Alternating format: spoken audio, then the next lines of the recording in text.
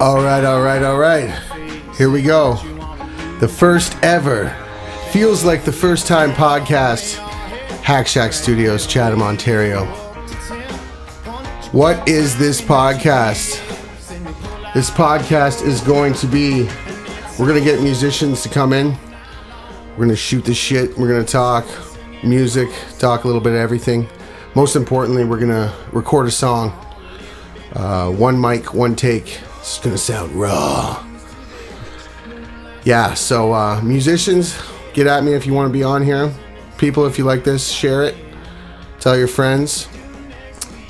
And what are we listening to here?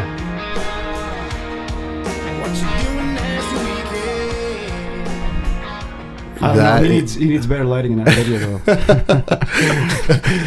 I like it. You're in the woods. Check this video out. It's the lyrical video. Anyways, it's Ryan. It's so natural, right? I mean, the woods playing acoustic guitar. Right? Yes, Ryan Bradley, everybody. We have Ryan here, and we're watching his lyric video on YouTube right now, where he digs the woods. He digs the woods. That's like a 1939, like pre-war Gibson too. My producer gave me. He's like, yeah, you can play this. Just go play that in the woods. That's hilarious because when I was watching this earlier, because I was setting up this song, I'm just like, he doesn't have a Gibson like that. I wanted to know where that came from. Where did you shoot that at? That was in Franklin, Tennessee, just outside of Nashville, about 20-25 minutes. Wow. Beautiful place. Beautiful place. Yeah, it is. Nice countryside. Right on. So how's it going? Good. You? Not too bad. Not too bad. I'm loving this. Ryan gave me a what is that? Gibson's 8-year. Yeah, I've been sipping on this for the last few months anyway, and I really like it. You know, you don't need to break the bank on this 18-year stuff. The 8 years is just fine. Yeah, you can drink more of it and you don't feel bad. You know? Yeah. Your wife won't kill you. Speaking of wives, how's the wife? Good. Good? Good, yeah. Good. Yeah, we're doing April, so. Oh, I didn't want to drop it. I didn't want to drop the news, but yeah, you're going to be a daddy. I think Shorty made the big Facebook announcement there a couple months ago. So it's okay. I'm in the clear. You're in the clear. Yeah. Facebook says it's okay, so you know it's okay. I was thinking earlier today, how long have we known each other? I don't know, about 8? Yeah. 9? 6, 7, 8, 9 years, maybe. Ryan and I somewhere met at Friends when it opened. My boy Ricky Tewin, name drop, hooked me up with a meeting to talk to the manager about a residency at Friends, and Ryan was in the same meeting. We ended up both taking this residency where we played every other, Thursday at first. Yeah. And then turned Friday, back Thursday. We did that for I think it was 5 years. Yeah, it was a few years for sure. I was thinking about it the other day, and I'm like, I think that's 5 years. So what are you doing with music now? Well, coming off the last 3 singles at radio, I thought it was a good time for me to kind of branch out a little bit and do my own thing and be a co-producer on these next tracks that I'm working on with you, actually. Exactly. I knew the question. I loaded that question. Yeah. So no, we're working on some a little more soulful, some bluesy stuff. I'm not just gonna stay into that mainstream country thing. I didn't like the fact that I had to be a certain artist and I had to have a certain sound and things like that. That wasn't the reason why I got into recording country music. It was almost the exact opposite. So the way radio is going, it's nobody's fault, but it's just not really my thing, and I'm just kind of gonna do my own thing here and see how this goes. Yeah, because definitely working on your tracks you have now, and then the stuff, the singles you were doing on the radio, completely different. Some of the stuff what I listen to now, I'm just like, is that country? Mm-hmm.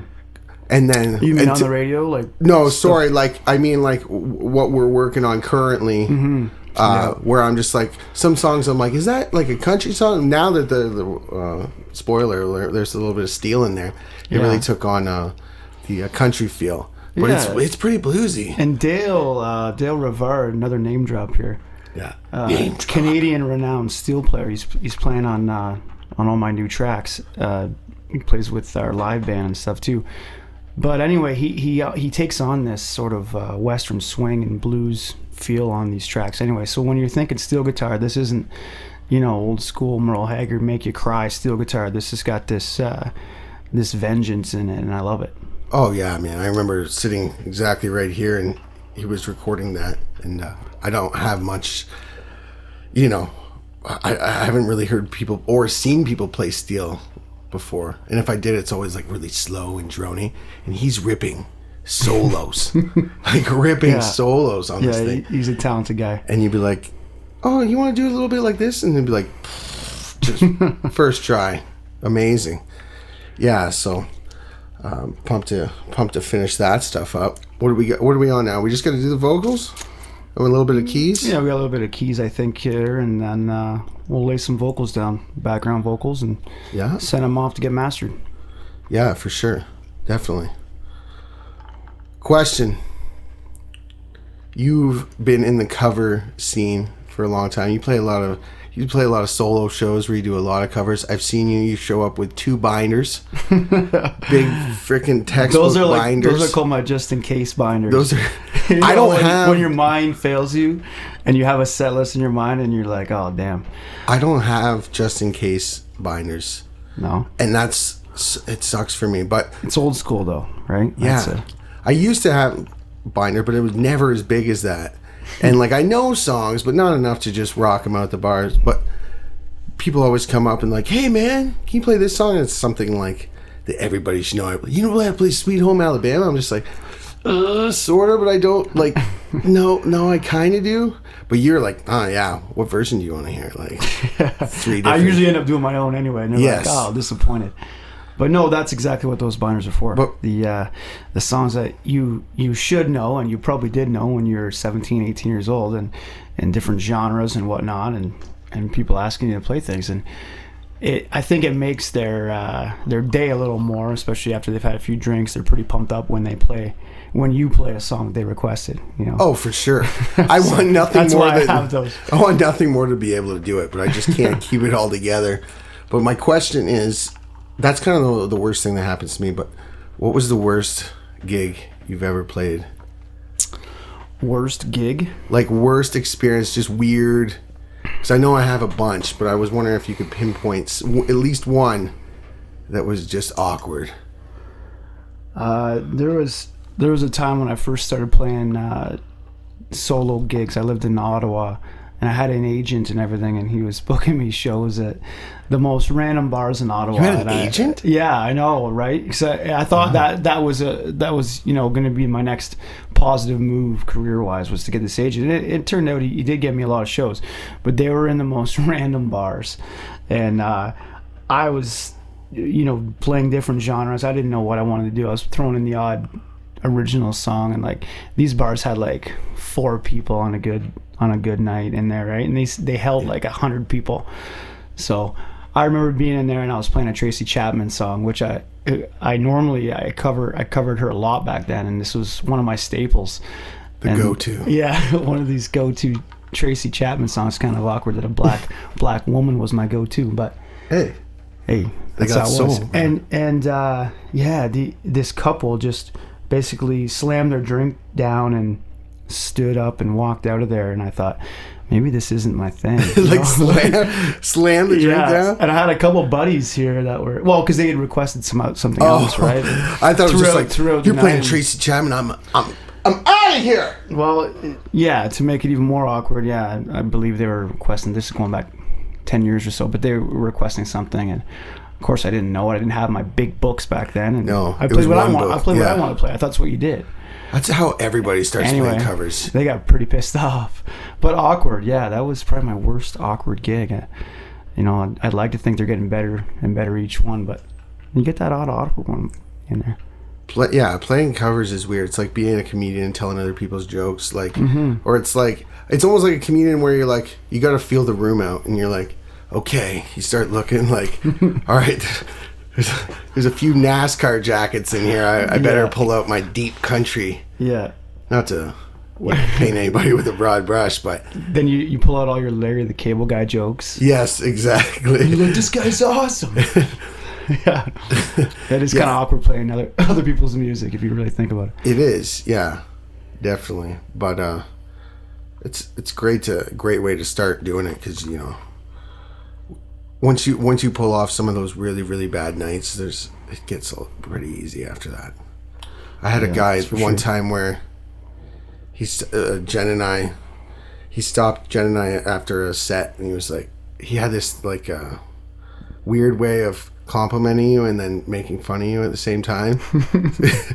I remember him just being like, man, you guys are amazing, but I just hate the songs you play. And I'm like, okay, all right, that's fine, I get it. He's just like, you're okay, like you're good, but like why don't you get a drummer? And I'm like, well, we're just an acoustic act. And I'm just like, and then he asked me a couple more, and I'm just like, what is this, an interview? Like, what the hell are you doing? It's so awkward. It's like that positivity Oreo effect. Yeah, you know? the compliment sandwich. Yeah, when you're teaching kids, or whether you're a teacher in a classroom or whatever, you get their attention with a positive thing, then you nail them with the negative and the truth in the middle. Yes. And then you end with a positive thing. You gotta end positive. They're like, that guy was sort of nice, I think, but he gave me some criticism. Yeah. That's good though sometimes too. Hey, music's one of those things, it's not everyone's bag, and if they came there to hear a certain thing, and but what I say is, well, it's too bad, go to another bar. It's usually somebody who's involved in music. Yeah, I've always found, because like at the end of these weirdo talks, the last thing they say is just like, and man, if you need a guitar player, like I play too, and I'm like, of course you do. That's why you're being so weird, because they like play a certain style of music. So when they go out, they think that everybody's going to play that style of music for them. Mm-hmm. And I'm just like, I don't even play the style of music I like when I'm doing covers, like a bunch of covers. Because if there's, a whole bunch of girls and they want to dance, like break out the Justin Timberlake. Yeah. Why not? Yeah, like for me, it's break out the Luke Bryan, right? Exactly. See? I haven't gone there to the dark side yet on how that. that is. We've written, actually, a very cliche country song. Yes. Oh my God! I should. Don't forget to bring that up in this podcast here. I could load that up. I'll load that up in a second. But yeah, in this very garage, we sat in here, and we were having a conversation just like we are now, and we were talking about country music and how it's went and how pop it is, and specifically that year, I think 15, 14. It was 14. Yeah, it was 13, 14, somewhere. It was 14, and there was like this. There's this one staple, like. It was the same tuning and the same progression of every song that was popular. So we just started. And country fans out there, I mean, whoever's listening, you'll know what we're saying. You know exactly what we're talking. Especially if you were into country before the. Let's admit it. There's a lot of people that are new to country. You know what I mean? They're very new to it, but they seem to think they were there, forever now. But we know the country you're talking about. So we sat down here. Actually, we were sitting right here. We had a couch over here, and the casting couch, by the way. We had about 12 or 15 drinks, and well, maybe somewhere in there.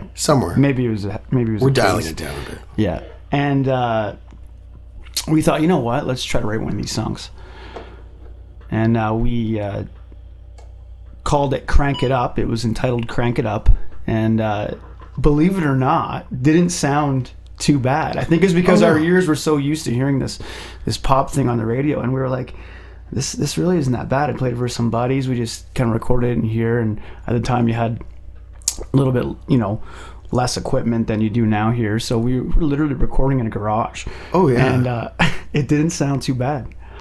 No, for sure. I got buddies now that'll still request it every live show, and the band's like, what is this song that these people are requesting? And the funny part is how we literally wrote it in maybe like 20 minutes. We spent most of the time trying to track it, but we wrote it in like 20 minutes because it was so easy, because we had the theme down. I think we came up with the hook obviously first. We were just kind of like, because it's always about like you got to turn that radio up. You know what I mean? Like that's a big one. Yeah. But then that song wrote itself.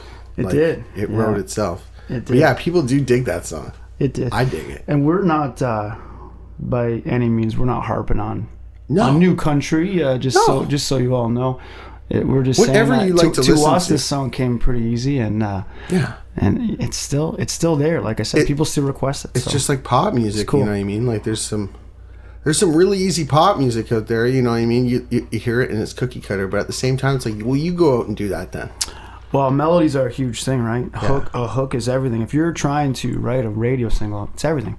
Yeah, it really is. These days, anyway. I mean, there's people don't just sit around in their car and listen for 5 minutes to a song. They give you about 30 seconds to a minute and a half. And if you don't have a hook, if you don't have something that's going to get their foot tapping or them crying or whatever the deal is, changing channels. For sure. You know, that's the way it is today. Everyone's attention span is this big, and that's just life. Yeah, definitely. And you see it in like the pop music where there'll just be these certain sounds that are in the background. And even with country now, you notice there's that like in every country song now there's like that banjo that's playing in the back, and it's like or like in pop music, you know what I mean? It's like sounds like one of those sticks. Yeah, I stole that joke from Joel Ludwig, but yeah, it's like one of those sticks that you used to buy when you were a kid, and you tilt it the one way, it goes wow, and then you go wow. Yeah, that's what like they've been around since the 80s. I love those. And then rap music, you got to hear that siren that goes bah, bah, bah, bah, bah, bah, bah. In like every song. It's just ridiculous, but it's an attention grabber. I thought that was Marshall knocking on the door there and yelling at his dad for a sec.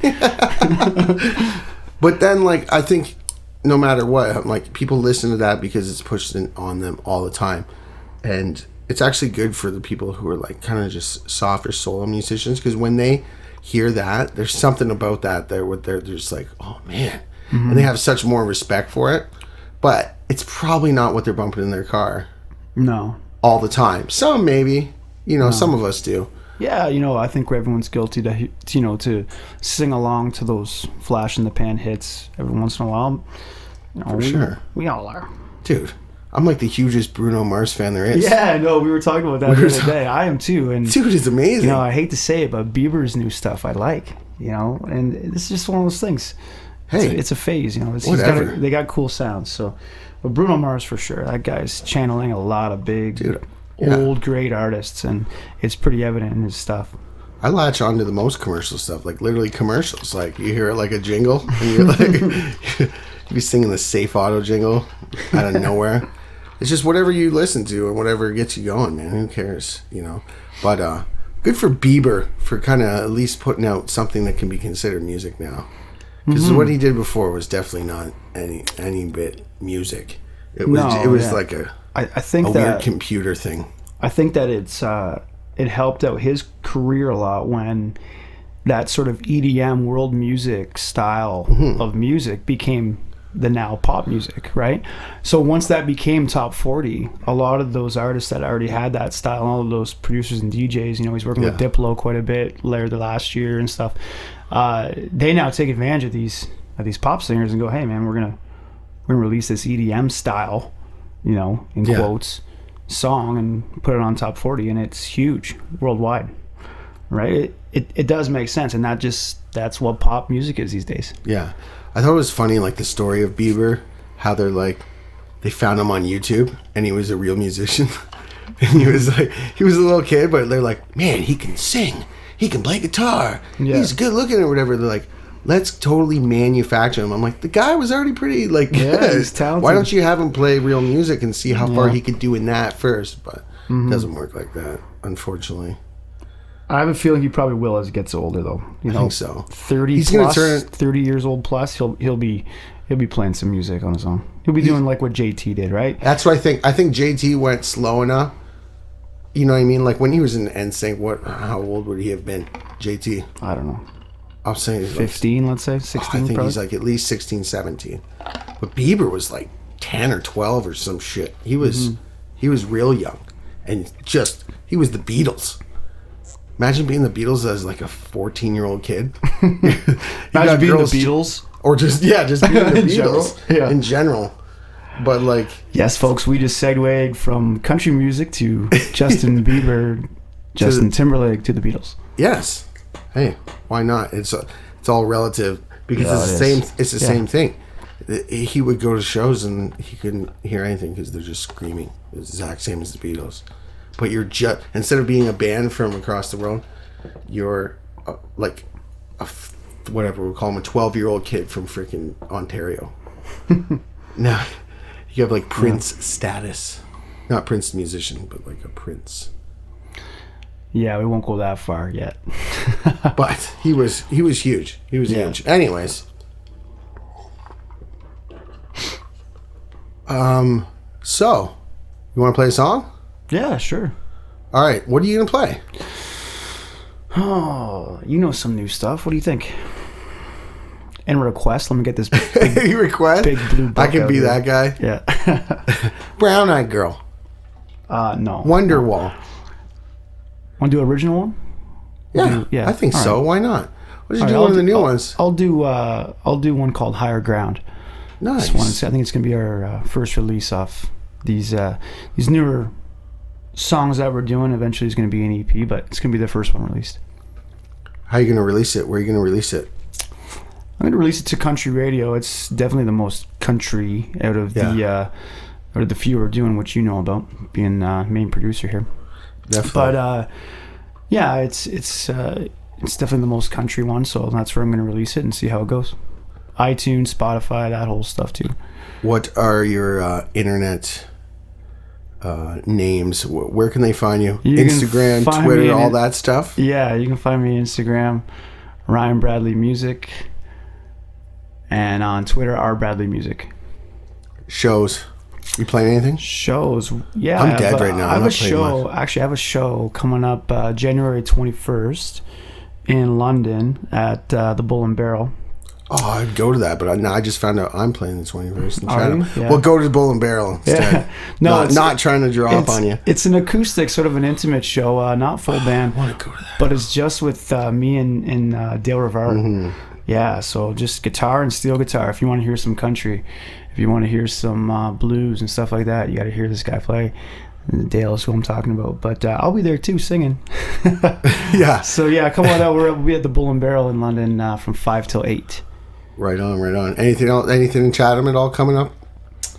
Not immediately, no. Not until March, I believe. Yeah. We play at Friends. It calms down a lot around here in the winter time. Yeah, just doing some acoustic stuff at Friends in March. Right on. Yeah, I'll be posting some stuff there to get the date confirmed for sure.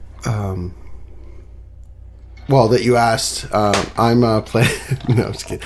I'm playing 21st as well in Chatham at the Elephant's Nest. Jenny and I are gonna be playing 28th. Back to where it all began. Back to where it all. That's where it did all begin, sorta. Yeah. But yeah, open mic, definitely. What was I gonna say? Yeah, I just found out today. I didn't know this, but at the 28th at the Elephant's Nest, the Long Lots are playing. Really? With the Weathered, and all three of us just played at the Kent back in like October, and I've never seen the Weathered before. They're from London. They're amazing. The Weathered, honestly, really, really, really good. Good stuff. So 28th at the Elephant's Nest, and I think Old Town Soul is going to play at the Elephant's Nest in February. We haven't locked the exact date, but we will let you know. Anyways, thank you very much, Ryan, for no problem. doing this. Thank you. Being the first ever, popping my cherry. So yeah, we're going to have a couple more of these, set up the other room, and we're gonna do that song. If you don't want to always listen to the podcast, we're gonna also just put the songs out separately. So check out the songs, but definitely try and listen to this podcast, and you can find out new things that are happening in town, and let your friends know. Let's start going out. Let's start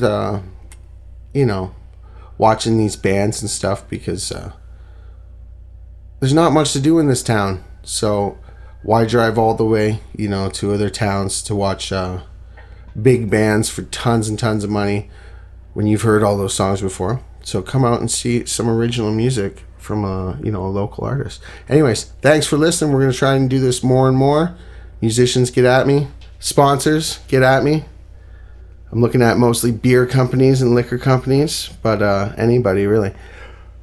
See ya! I stole that from Drew and Mike. I can't do see ya. What else do I do? Bye-bye. No, that's Drew and Mike as well. Anyways, see ya. I still recall that number. I got it from another, 'cause I was too shy to ask. The day she met my family, I knew that she was something I'd be a fool to pass. 'Cause my woman, she's got a little bit of everything. She loves to hear the guitar ring, knows how to throw it down. My baby, she's a little bit of sunshine and rain. Got the cure to my pain and a rock on that finger now. It's known all over town. She walks on higher ground. We slide out on that dance floor, grooving to the 2 and 4, yes, to keep it in perfect time. When I get lost in those green eyes, man, I can't help but find myself in our first night that July. 'Cause my woman, she's got a little bit of everything. She loves to hear the guitar ring, knows how to throw it down. My baby, she's a little bit of sunshine and rain. Got the cure to my pain and the rock on that finger now. It's known all over town. She walks on higher ground.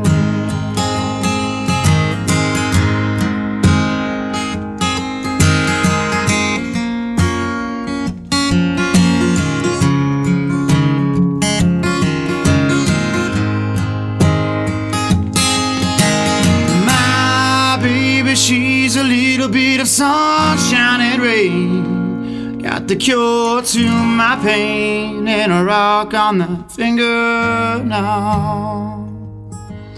It's known all over town. She walks on higher ground.